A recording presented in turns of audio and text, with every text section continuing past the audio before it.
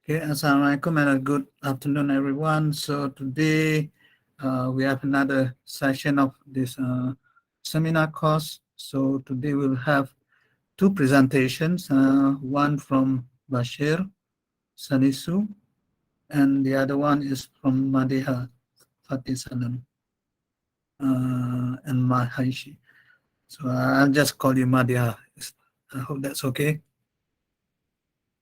Okay, bro. Okay, bro. Okay. No problem. And then Bashir. Okay. So for the first presentation will be Bashir. This is essentially for PhD final seminar. Okay, for both of the presenters today. So today we have the first presentation will be given by Bashir Salisu. So are you ready with the slides? Yes, Prof, I am ready. Okay, so you can start presenting. So please be aware that normally you will only need to present for 20 over minutes, and then you have Q&A. Okay.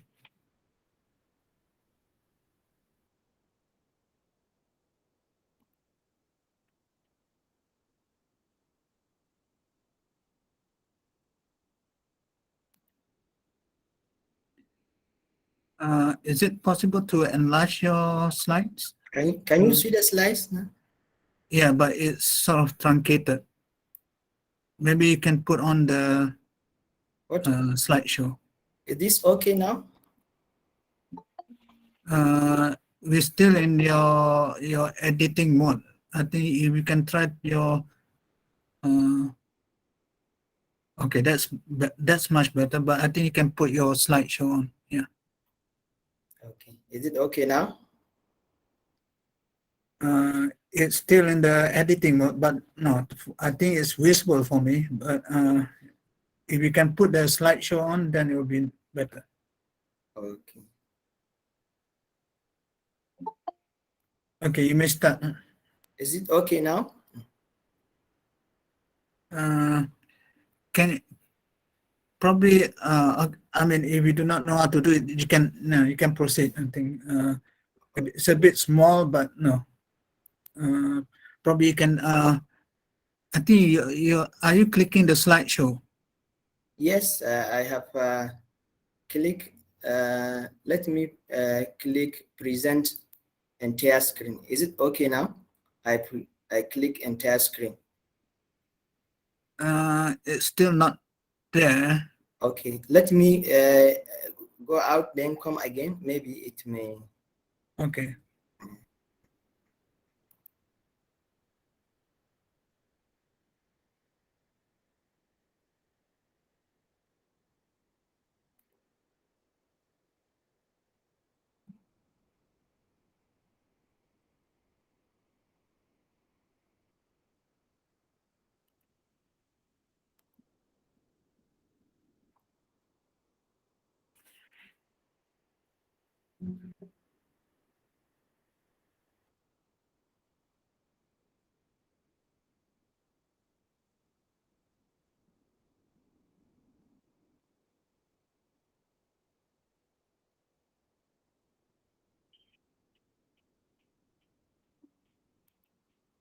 Is it okay now?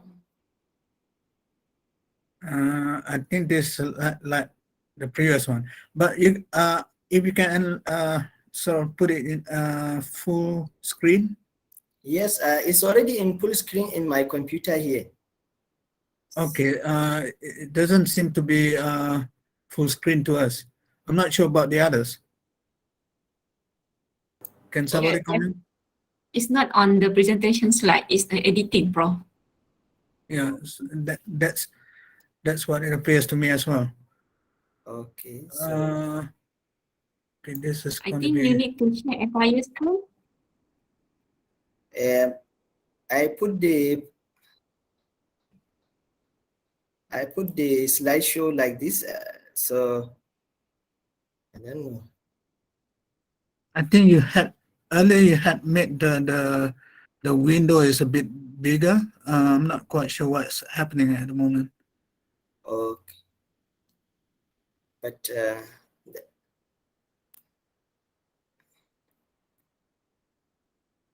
could you put the besides the cross on the top left, top right corner? Can you put that to the full, what you call the it's not the full screen, but the entire screen. The window is the entire screen. Okay, let me see. Is it okay now? No, it's not, unfortunately. Is there somebody with you that can help? Because it's not appearing as a presentation. Okay. Hello? I think maybe you should click on the slideshow, then start from the beginning. I have did the same thing, but I don't know. Okay. But then you click, we press beginning so that it will now take the whole space, maybe. Yeah. Is it okay now? You're not sharing it. Oh.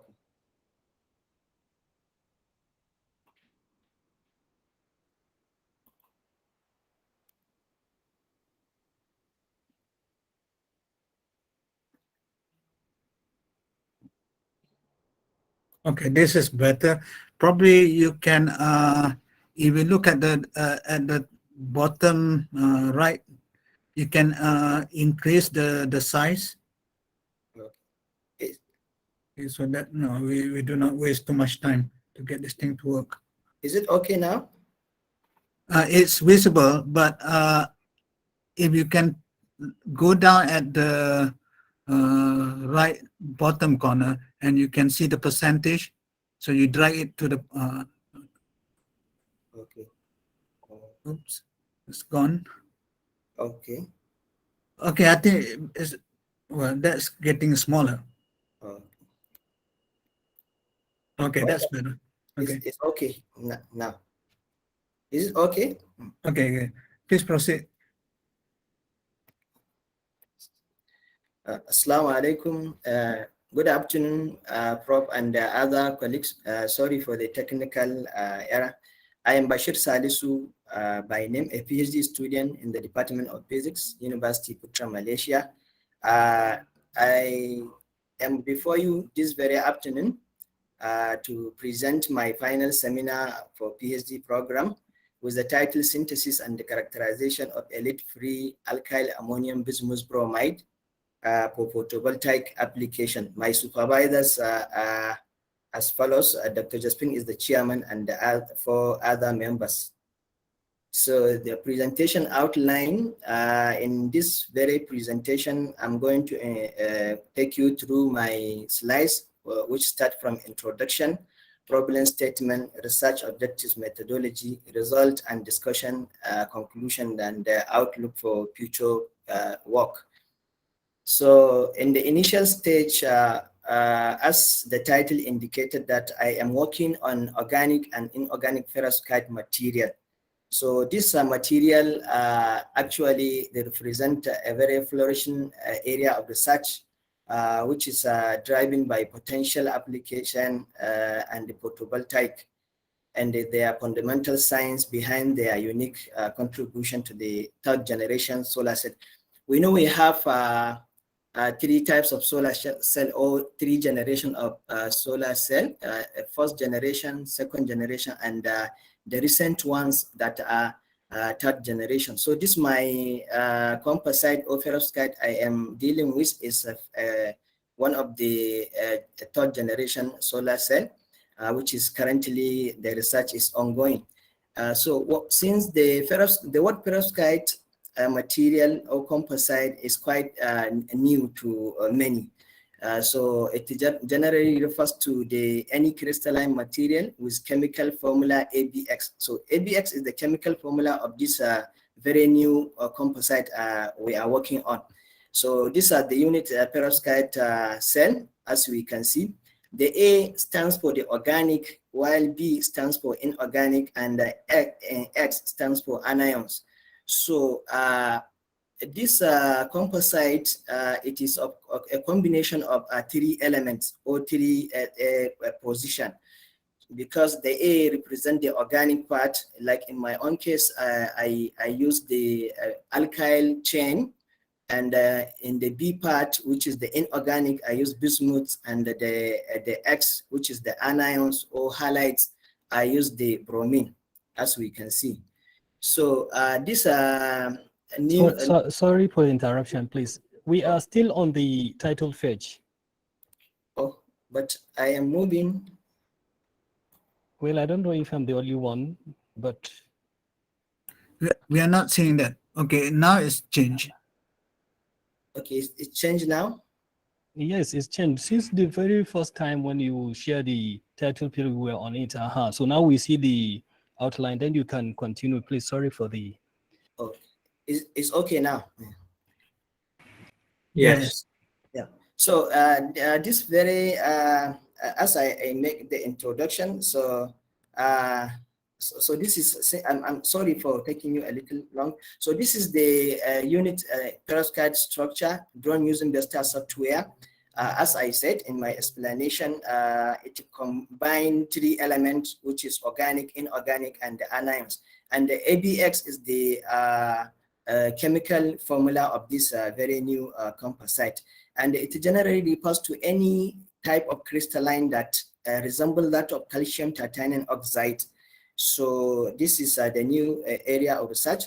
And in the introductory, also continuation, organic, inorganic perovskite solar cell, which is the one I'm working on, it has very excellent light absorption, and it has remarkable charge carrier mobilities. It has a very powerful combustion power efficiency, which is the most needed for the solar cell. Any solar cell, for it to function well, it must have a higher power combustion efficiency. So this very area of research is having that.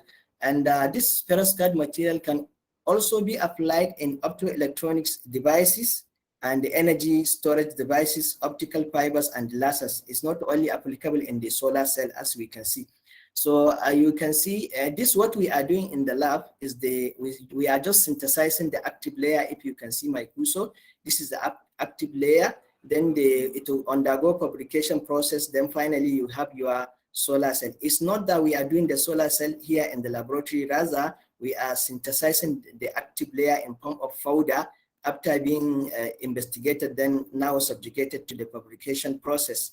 So then the problem statement of my work, this highlights, or this perovskite material is having a very good start, but it has some certain problems, because the champion of the layer of the perovskite material is lead, and everybody knows that lead is very toxic. So it suffers a very serious drawback by its lead toxicity. And then it has instability problem also. Then also the desired efficiency is not yet achieved. That's why it cannot be commercialized up to today. So the aforementioned problems greatly hinders the organic, inorganic, hybrid perovskite solar cell. We call it hybrid because it's a combination of elements. It's not only one composite, it's almost 3 composite. So it hinders its commercialization. So I now come up with the solution, or an attempt to solve this particular problem, which we can see I itemize. A suitable material selection should be made to remove the toxicity. In my case, I removed the lead, I replace it with bismuth. Then an organic compound that is hydrophobic in nature, because the problem of instability is caused by moisture. So when we incorporate the hydrophobic compound, that's the one that can repel moisture, definitely it can solve that problem. And we have done that in this very research. Then also an empirical study such as Goldmills tolerance factor and the simulation method should be also considered. In my case, because I'm synthesizing new compounds, since I replace from original form of the halide, I replace the bismuth with the lead. I replaced lead with bismuth.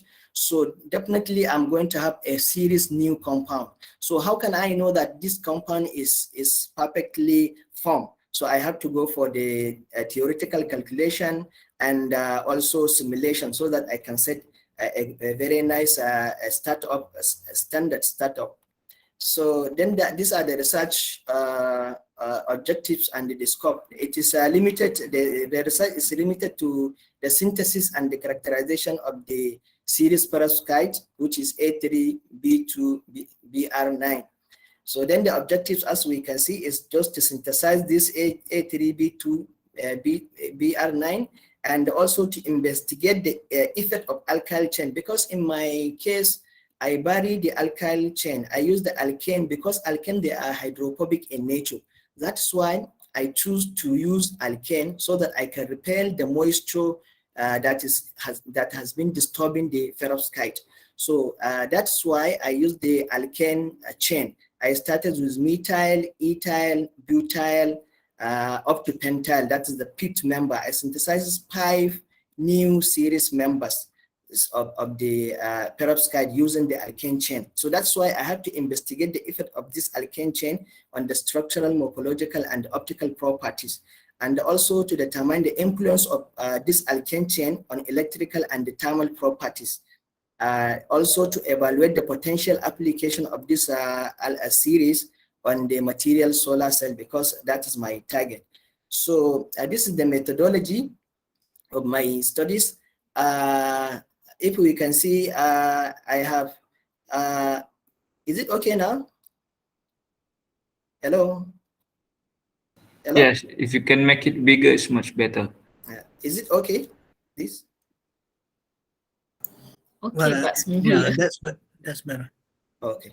So as we can see, the methodology, in my own methodology, it is of 2 parts. First of all, I have to synthesize the precursor. With the precursor, we call it, that is the organic part, which can repel the moisture. And if we can see here, I started with the first member, that is the methyl ammonium bromide. So the same process I follow with the ethyl ammonium bromide and pentyl ammonium bromide, then butyl ammonium bromide, then the pentyl, that is the 5th member. So this is the same process I followed. After I might have finished the synthesis process, as you can see, because of the time factor, I cannot read all, but this is the final product of the first synthesis, that is the precursor. Then I now collect some portion of this, if you can see my cursor, to the second route of the synthesis, where I can finally obtain the final perovskite, which is yellowed in color. As you can see, it is yellowish in color. This powder is what we call perovskite material or perovskite powder. And these are the series I synthesized. There are 5 in number. So then this is the process, continue, methodology process, continue. I now collected the two, I have shown now the laboratory schematic diagram of what I did. This particular place is what I have shown in the former slides. That's the precursor synthesis. Then grind the precursor and continue finally to the series perovskite, as we can see. Then after making the powder or obtaining the powder, we undergo several investigations because we are synthesizing quite a new compound. So we cannot just assume that it has formed and it can be used for solar cell. Rather, we have to subjugate this particular material to several investigations. That is called characterization. For the structural forming, we use XRD. Then for the morphology, surface morphology, we use PSEM. Then the stability, I used TGA. Up to electronic properties, we use several measurements, as we can see, IB measurement, UVBs, and photoluminescence. Then identification of functional group contained in this particular composite is done by FTIR. Then identification of organic molecules is done by NMR, as we can see. So then the potential application, which is I am still working on, it is in progress. So this is the schematic diagram of what we can do. These are the FTO glass, that is fluorine dwarf titanium oxide glass. the first layer, then the also last layer is also done by that. So we use several samples, as we can see, just to make the efficiency testing, which is the one I'm currently working on. So then the result and discussion, as I said, I synthesize new compound. So definitely there is need for me to go for the theoretical calculation and get the optimum of this particular compound. So I now substituted the bismuth with lead with bismuth because they have a similar isoelectronic properties and the chemical ionic radius and the electronic structure. And there is a particular rule that says you can only substitute an element into a compound if the percentage differences between the radius percentage difference is not exceeding 15%. So in my own case, when I calculated the differences of radius between bismuth and lead is only 11.36%, as you can see. So that's why I have the impression that it can perfectly be substituted, which I have done so. Then there is another factor that is being considered, that is the tolerance factor.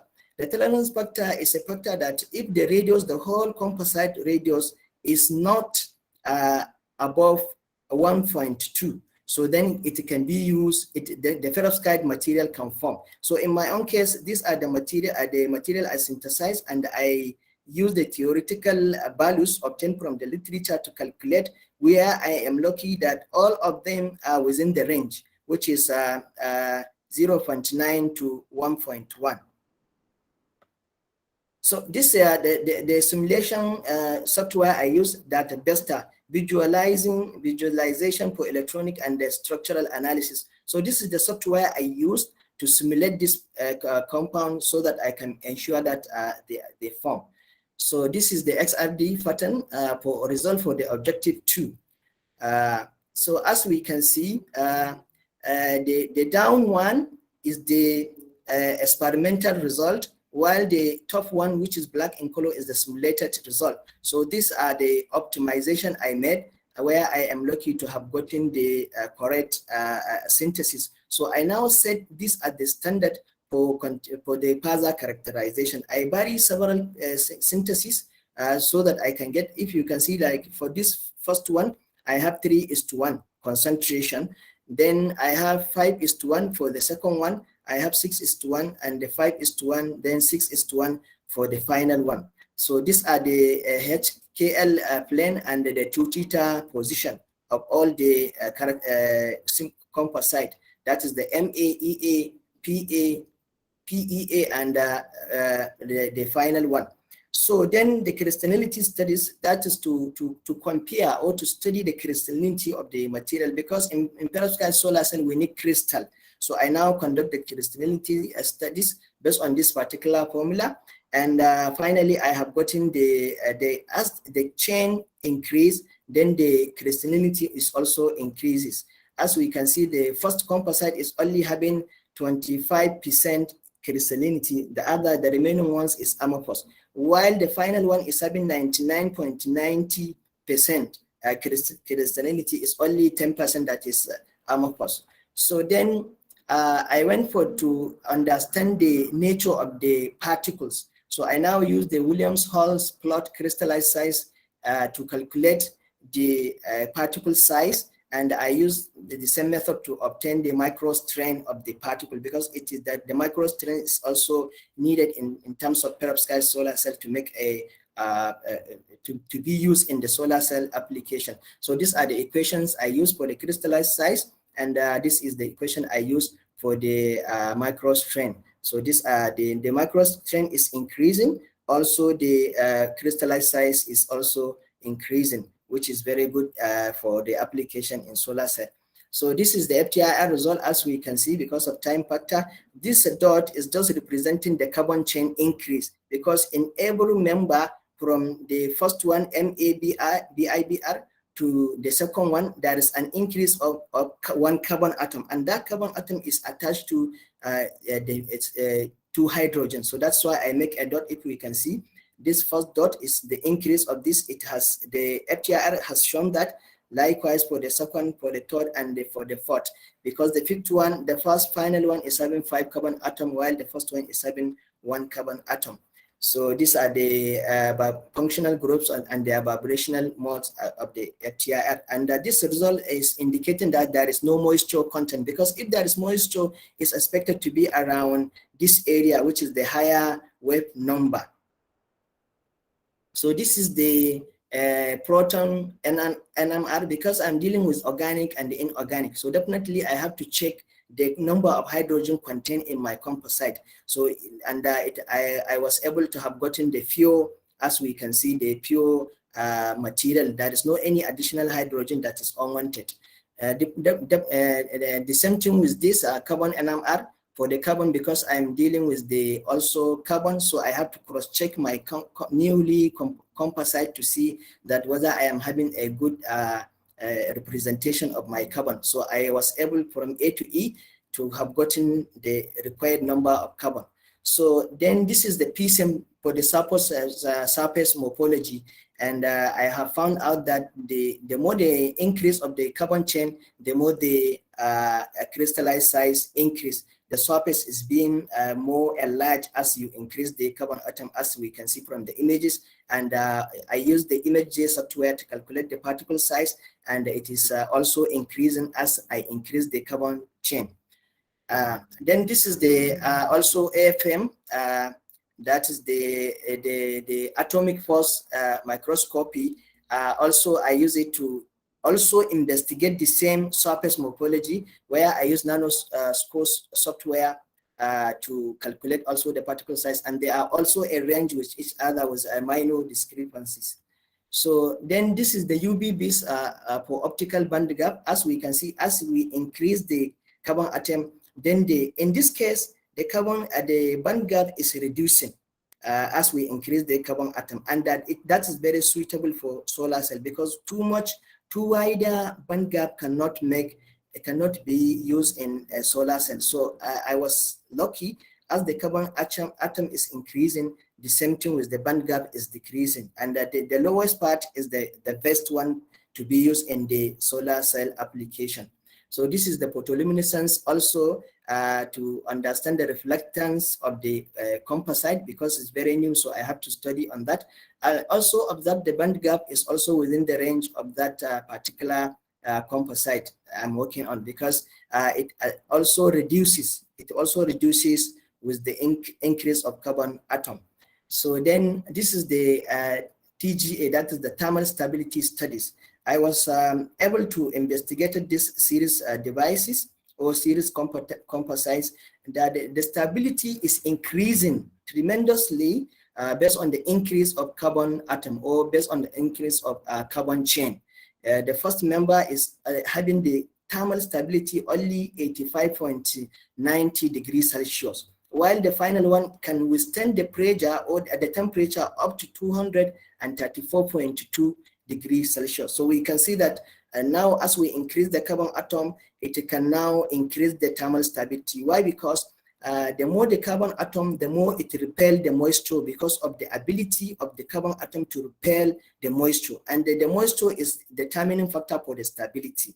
So also the derivatives of the degradation temperature, I found out that after taking the first derivatives of this stability, all the composite are having a degradation that they can get out of use up to this 338.0 degrees Celsius. So they are all within the range, so they can all be used for the solar cell application. So these are some literatures I reviewed, and this is the conclusion of my speech. The toxic lead was successfully substituted with bismuth into alkyl ammonium bismuth bromide, and also I was able to synthesize to simulate this particular new compound using Vesta software, which will serve as a guide for the experimental work, because you cannot just be working offhead. And the effect of series chain is investigated on by several characterization on structural, morphological, optical properties, thermal, and moisture stabilities. So these are the few points I deduced from all the results I have shown. Crystallinity increases from 22.30. This is a tapping error. 22.30 to 99.87, as I have shown, which is very good for the solar cell. Then particle size also increases, as we can see, 65 to 120. Then the surface absorption wavelength increases from 350 to 450, which we have gotten a green shift, which is also suitable for solar cell application. Then the optical band gap reduces. So in this case, as we increase the carbon atom I explained earlier, it reduces from 2.83 EV electron volt to 2.6, which is very suitable for solar cell application. Then the stability increases here from 85 to 234.20 degrees Celsius. The microstrain also is needed because of the flexibility or the ability of the composite to absorb light. So it is also increased as with the increase of carbon atom. So then the outlook of and the future works. The present studies investigated the effect of hydrophobic alkane chain on the structural formation and moisture stability efficiency on the composite, on the perovskite composite. So I'm now suggesting that other hydrocarbons, because we know we have 3 hydrocarbons at the moment. We have alkene, we have alkyne, and I have worked on alkane with the A, with 1 single carbon atom. All I did, I work with the alkane with single carbon atom. So I'm now suggesting that the other researchers can go for the double bond and see how it will behave in the solar cell application, and also for the triple bond. Then the more facile route should be developed for synthesizing perovskite as a conventional ones, as the conventional ones are facing challenges. Then more elements such as thallium and the polonium should be used to substitute lead, because I use bismuth, which is 83, and lead is 82, as we can see. So there is one closer to is 81, and there is the one above the one I use 84. So I'm expecting that they can also be used, because there are differences in radius is not beyond 15%, which is the stated rule. So these are some references I have cited, and thank you for listening. Okay, thank you, Bashir. So I welcome questions from the audience or the participants. Are there any questions from? Hi, Doctor. Can you identify yourself, because I cannot see you? Some question for Bashir. Okay. Hello. Yeah.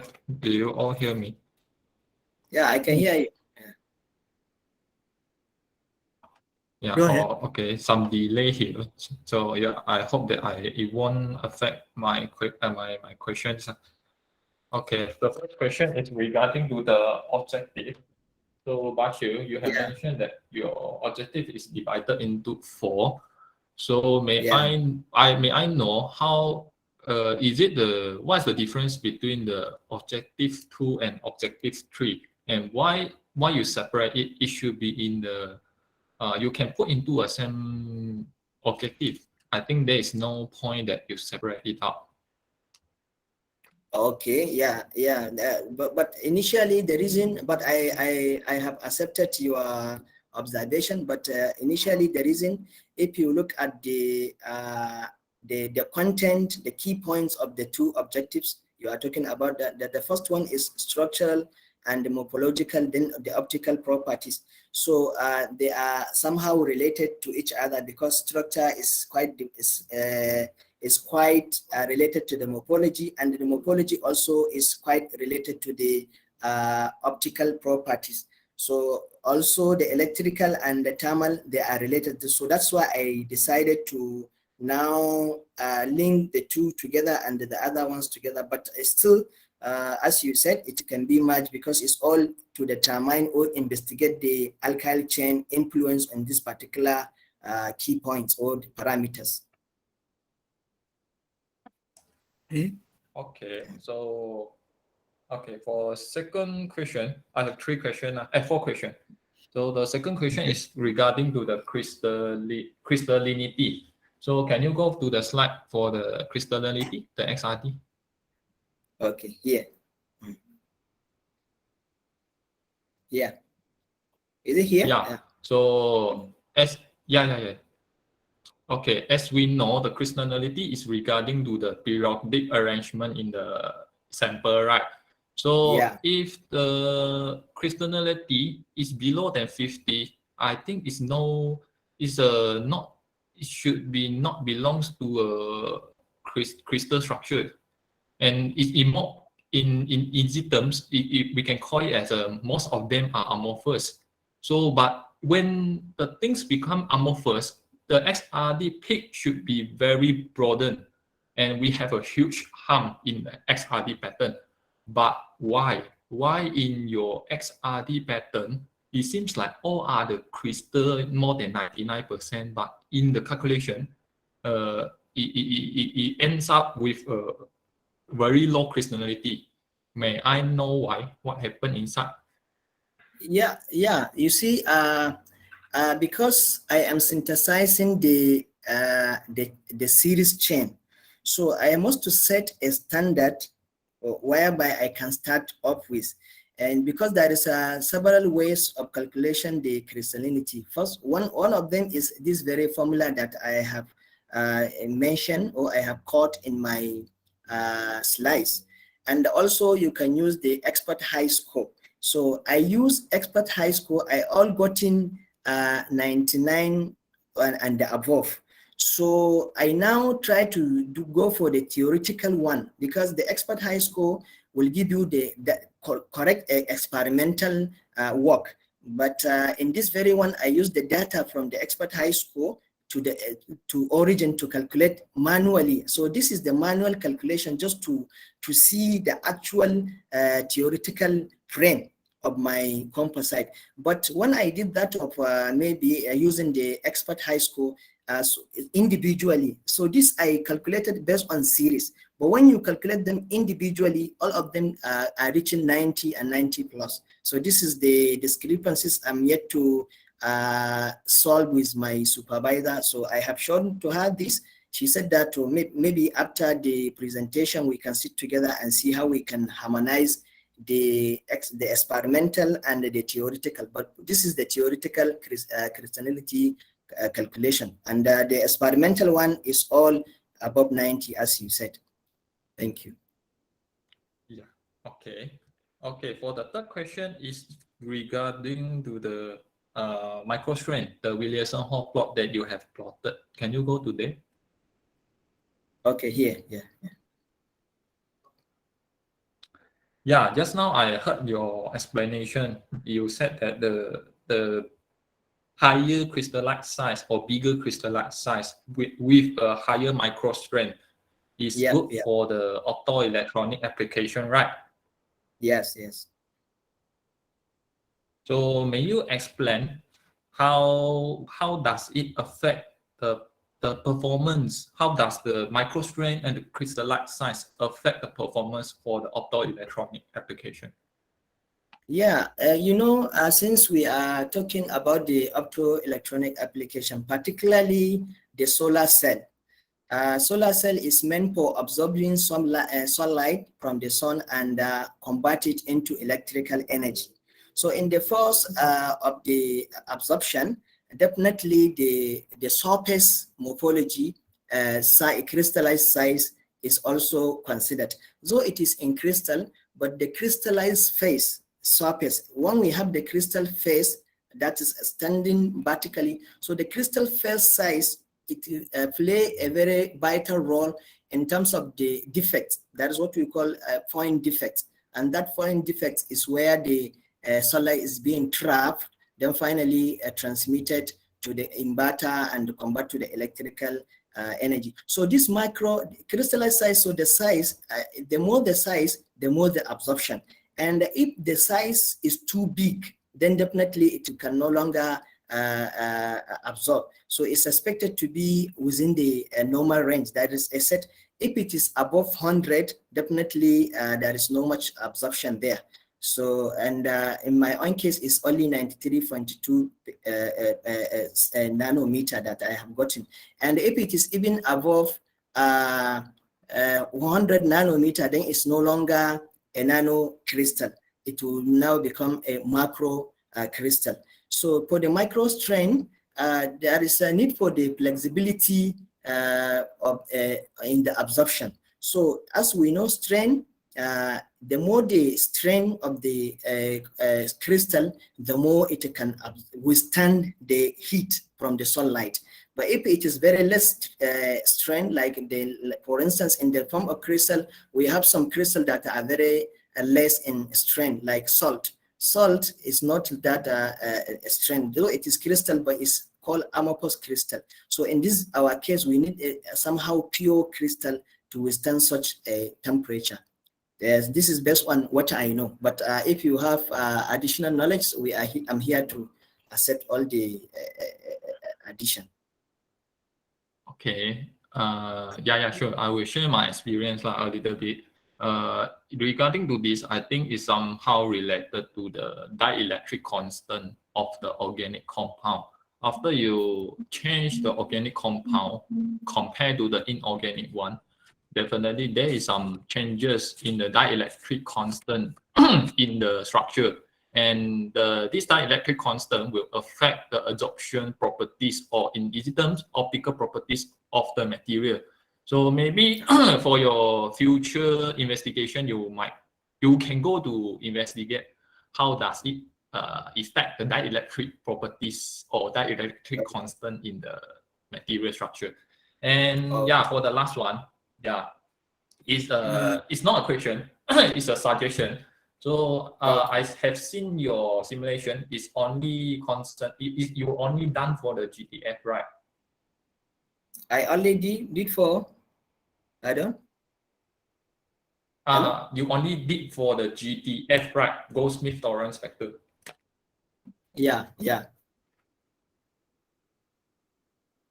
So my additional suggestion is that because the GTF is a well-known equation for the perovskite, but some studies show that the equation is only valid or have a higher accuracy for the perovskite oxide, but not the halide. And also in your cases is included the organic perovskite halide. So you might have to revise the equation or revise this part with inclusion or addition of the additional equation, just like a modified Goldsmith tolerance factor or the new tolerance factor, and it might further support your claim in your study. Yeah, that's all from my suggestion. Yeah, thanks. Okay, thank you. Now we are going a bit over the time, so but I would like really to give the opportunity for others, maybe for one more question, if there is any. I have one question, Bashir. Thank you for your presentation. But just one question from your from the alkyl group that you have substituted butyl, methyl, pentyl, that you have substituted into perovskite. Which one is the best, the most suitable for the photovoltaic application? So actually, based on my current studies, I can say the one with the highest chain, that is the one with the pipe carbon atom, is suitable for the photovoltaic application, because all it needs, all it requires, like in my conclusion here, here. So all it takes to help the material to be able to apply in the photovoltaic application. So these are the five carbon atom is the one that is getting the highest, like the crystallinity, particle size, surface absorption, and the optical band gap. So like now, since you talk of the photovoltaic application, you know, definitely we don't need a higher band gap. That is the very wide band gap. We need a very small and moderate one. Like in this, their series, the last one, that is the one with split carbon atom, is the one with the least. That is 2.6. and the 2.6 is very suitable for the photovoltaic application. So based on this, I can recommend the last one, that is the pentyl, to be used for the solar cell application. Thank you. All right, thank you, Bashir. All right, thank you. I think we should try to move to the next presenter. Is Madiha ready for the slides? Yes, Prof. Okay, so you can start sharing. Okay.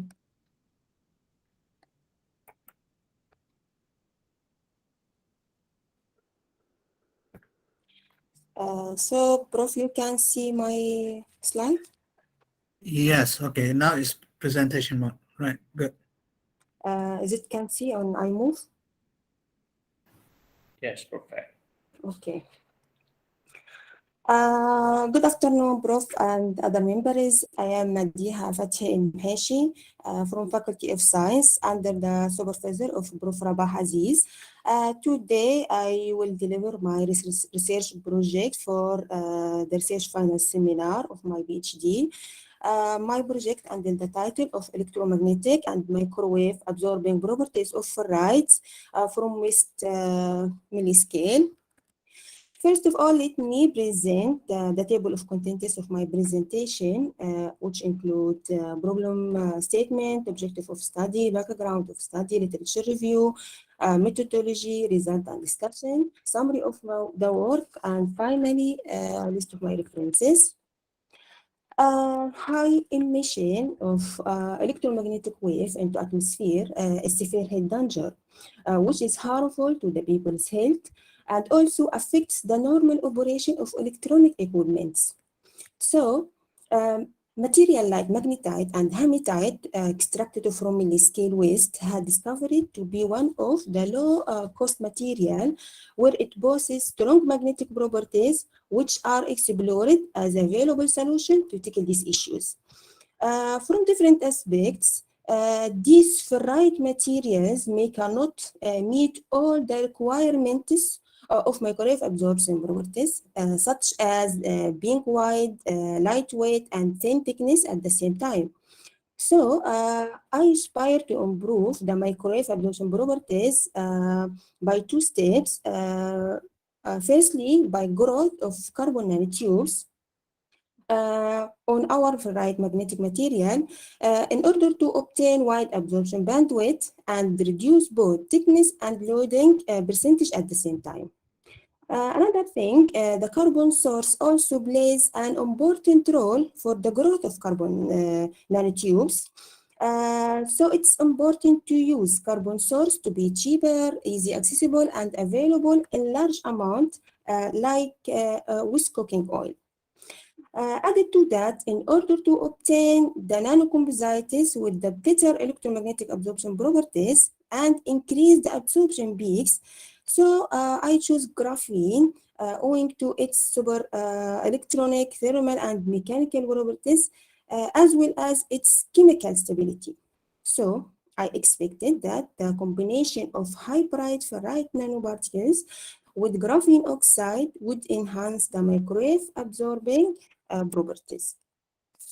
Background of our study presents milliscale are promising to improve electromagnetic wave absorption due to their low cost, strong absorption capacity, easy separation, and enhanced stability as well. Ferrite materials such as magnetite and hematite have been widely used widely applied in magnetic resonance, magnetic sensor, and microwave absorption field due to their excellent magnetic properties and distinct absorption properties among of the option. Also to improve electromagnetic absorption properties of the material, so new systems have been involved comprising magnetic failure, including soft spinel ferrite and hard type ferrite. As a lightweight microwave absorber, multi-watt carbon nanotubes is also one of the material extensively recommended by several studies. In addition, graphene is a novel class of two-dimensional carbon nanostructures, and it's not only has stable structure, but also has a very high surface area. This table summarizes some of the related previous literature. So previous work reported the best absorber properties, optimizing the performance and fabrication of different nanomaterials for use as microwave absorbent that ideally exhibited several properties, such as strong absorption, minimize the reflection of microwaves, the broadest bandwidth, also low weight and thickness. Among this work, done 2018, synthesized three-dimensional reduced graphene with magnetite and zinc oxide nanocomposites. And in 2019, Q prepared hollow magnetite and reduced graphene oxide owing to enhanced magnetic losses and favorable impedance matching condition, which agreed with the study of TU in 2020. So this work aims to study electromagnetic wave characteristic for ferrite material extracted from milliscale waste with an ultimate performance reflection loss to be less or equal to minus 35 dB. Secondly, identify the exhibit in high-level absorption of micro and nano failure with lightweight and thin thickness to provide the broad bandwidth absorber. In addition, to optimize reflection loss for ferrite material with multi-watt carbon nanotubes synthesized from coking oil waste. Finally, to study contribution of graphene oxide to improve the performance of microwave absorbent methods. My methodology includes the first step. The waste milliscale we crushed using conventional steel ball milling for 3 different milling time, 1, 4, and 8 days. And this milled powder was purified by using magnetic separation techniques to extract magnetic compound, which magnetite, 304. Then some of magnetite sent to oxidation to get hematite material. Then both samples, magnetite and hematite, prepared using high energy ball milling to prepare nano-sized samples. 3 different milling time also, which are 3, 6, and 12 hours. And all these materials prepared and mixed in epoxy resin to send to VNA characterization. Also, our methodology includes synthesis of soft and hard ferrite nanocomposites, and we prepare them in our lab using a solid-state reaction. And the starting raw powder material to produce barium ferrite, strontium ferrite, nickel ferrite, and zinc ferrite were mixed according to chemical reactions. And all these raw material were high energy ball milled for 12 hours and centered at 1,003 Celsius, 300 Celsius. Two hybrid nanocomposites by the growth of carbon nanotubes using chemical vapor deposition, CVD techniques, by using waste cooking oil as carbon source. Firstly, the waste cooking oil was filtered to remove solid objects and going through the heat treatment up to 100 Celsius to remove water contents, as shown in this figure. Then the 3 milliliter of filtered oil transferred to syringe for spray by the flow rate of 10 millimeters per hour, and the reactor was heated up to 900 Celsius. Also, I used argon gas as a gas carrier with the flow rate of 60 standard cubic centimeter per minute. The table here summarizes the appropriate synthesized parameters of my works. My result section and discussion includes firstly, phase analysis carried out by XRD techniques, also morphological analysis using high field emission scanning electron microscopy equipped with EDX system, Also, magnetic analysis using VSM. Finally, electromagnetic properties, which include reflection loss, permittivity, permeability, and loss tangent using VNA method. The figures here show XRD characterization for some of my sample, where I choose some of my result. The figure here show XRD characterization of micron and nano magnetite. This is for and this is for nanomagnetite at different 3 ball milling time. And these graphs show the spectra, XRD spectra of hematite, also for micron and nano. For magnetite only, as we can see, 1 day milling time of magnetite shows F3O4 phase as principal composition, along with other phase of wistite. However, other samples show a single phase of magnetite. Also for hematite, all show the same phase of hematite. Here in the graphs, relief the XRD spectrum for magnetite and hematite sample. This sample is prepared by combining different particle size regions. The spectra of magnetite show the formation of monoclinic magnetite along other phase of cubic wistite, while the graph for hematite show the formation of hexagonal hematite phases only.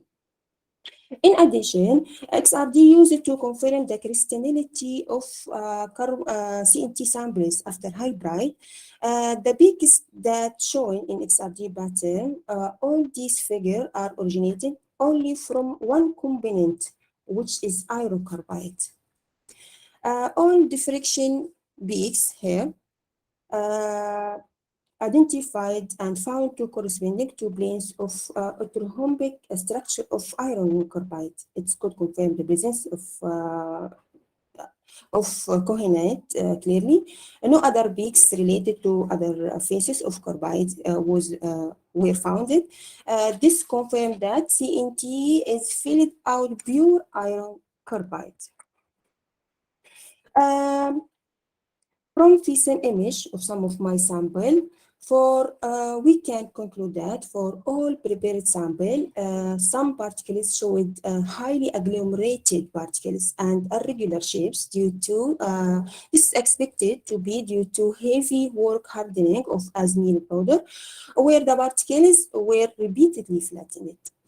Also, I observed particle size reduction as a result of increasing ball milling time.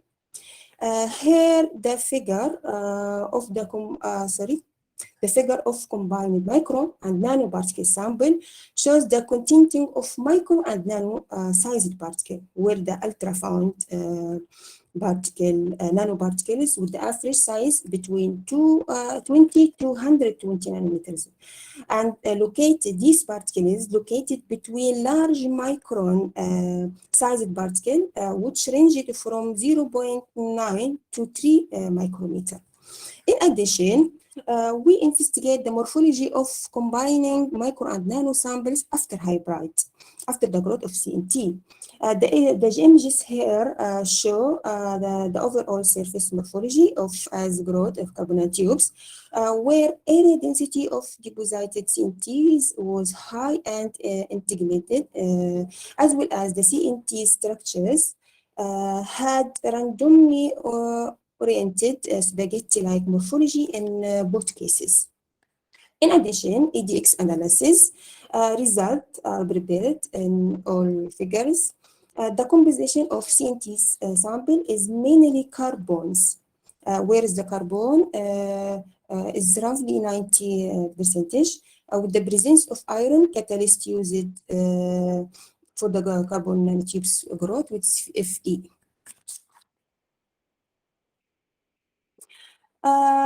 Also, these images of hard and soft ferrite samples. The samples here are prepared after a long milling time, which was 12 hours. We can see the reduction of the particle size with relatively better homogeneity. Also, we can clearly reveal some large particles which in fact expected to be resulted from agglomerates of much smaller particles. Let me take hysteresis loops of all prepared samples were measured by VSM techniques at room temperature. And these graphs, some of represented some of my samples. We can conclude in general magnetization curve except ferromagnetic behavior. It's clear from the graphs, these graphs represent the combining mixed micro and nano samples excepted ferromagnetic behavior with slightly small saturation magnetization and remnant magnetization. The summary of this graph displays the most of samples, these graphs for some of sample of hard and soft ferrite. So we can summarize the result in this table. All samples display that most of the samples of ferrite have higher saturation magnetization and remnant magnetization than hard ferrite sample. But they display high value of corrosivity. The result here showing a measurement of electromagnetic microwave absorption properties of magnetite and hematite after 3 different meaning time. This is some of the best result and high performance and a wider bandwidth result.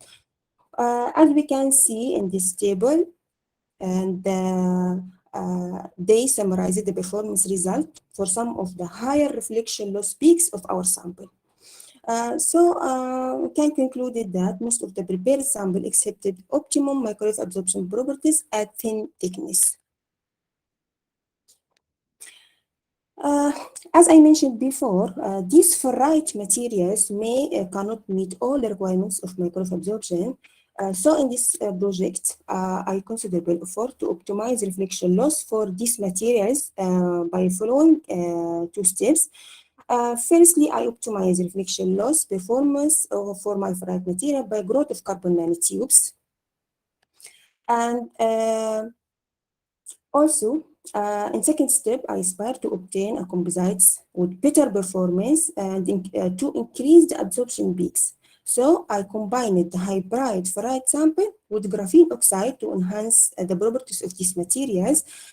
This is what we achieved in this work. As can be seen from the result, this is the result of the pure sample and then hybrid sample, finally with mixing with graphene. This for magnetite and this table represent the result for hematite. As we can see how to improve it with these following steps. According to individual result for previous sample, from micro and nano sample, I selected the best ones in terms of performance and wider bandwidth and mixed them together with different ratio. From micron size magnetite, I selected sample that was milling for 1 day and 8 days. And from nano size, the milling powder was selected for 3 hours and 6 hours. While for hematite, I select for 8 days and 12 hours. So from the result, I identified the higher level of absorption for this combined sample with a thin thickness of 2 millimeters. Here in the graphs and the table show the performance of pure samples and which reached to -35, and then hybrid sample which reached to 41, 0.9, and finally mixing carbon nanotube sample with the graphene oxide which reached to -50. The same result achieved by hematite also, which accepted high level absorption that represent the main objective of this project. Hard and soft magnetic composites could derive practical and effective strategy to develop high performance also of microwave absorbent if we considering their low cost and high stability. Also, the fabrication of hybrid hard and soft ferrite nanocomposites were an efficient approach to solve the heavy mass problem of the conventional hard and soft ferrite matrix. where the absorbing properties of hard nanocomposites were approved when they were hybrid by CNT. Where the maximum reflection loss was increased to minus 18 for barium, for example, and minus 17 for strontium, as well as optimize their performance by mixed hybrid sample with graphene oxide. In terms of soft ferrite composites, compared with the pure nickel ferrite and zinc ferrite, the CNT sample exhibit lower performance, yes, which then was enhanced by adding graphene oxide. To achieve more improvement of EM absorption properties, new systems have been involved, comprising magnetic field, including soft spinel ferrite and hard hexagonal ferrite. So I mixed hard and soft ferrite and integrated them with different weight ratios for sample that were needed for 12 hours. I optimize for different ratio, but I represent here the best ratio that I use it. We can conclude that the minimum reflection loss frequency of mixing nanocomposites powder is higher than that of pure barium and silicon ferrite. Also, the matching thickness becomes thinner with the addition of soft ferrite. Final summary of my work can conclude all apparent peaks in the XRT pattern of the ferrite faces was conformant to the formation of single phase, no impurities in XRT result roughly, which was represented by the formation of pure composites. In addition, morphology images of FISM, we can say that after long meaning, a reduction of the particle size can be observed with relatively better homogeneity. Also, ferrite nanoparticles with high magnetization incorporated in non-magnetic CNTs exhibited good magnetic behavior. The particle size has great effect on the EM properties of the ferrite material that resulted after different meaning time. All samples showed improvement in reflection loss, with all samples now showing more than 90% absorption. An addition of graphene oxide with CNT ferrite composites or nanocomposites had a great influence on EM wave absorption performance of composite sample in X and Ku band frequency range. Due to small thickness required through the improvement of the EM properties, so this sample can be employed economically of microwave radiation in reducing EMI and radar absorption methods and other applications. Finally, this is the list of my references and also my publication and attending conferences presented here. And again, chart of my project, finally, my acknowledgement, and thank you for your time. Welcome to, if you have any questions. Right. Thank you, Madiha. So, welcome questions from your peers. Anybody? Hi, Madiha. Hi. Thank you for your presentation. Thank I'm you. Fatma Baroud. I have a question. May I know why did you use 12 hours as the milling time for soft and hard ferrites? Yes, 12 hours, yeah. Can please repeat your question? May I know why did you use 12 the milling hours. time for 12 hours for hard and soft ferrites? Actually, firstly, this is regarding to my optimization of the use of different milling time for hematite, because I use hematite to prepare hard and soft ferrite. So I use three different, optimized by three different milling time, 3, 6, and 12. And the 12 hours milling time was the best performance and the good one. Also, by using nanoscience starting material, is easy to reach nanocrystallite structure with long hours of milling. Another important reason of my work to consider the smallest particle size, which is important for me to ensure the growth of carbon nanotubes, because the growth of carbon nanotubes is affected by the particle size. Okay, thank you. Okay, any other question? We have 1 or 2 minutes now.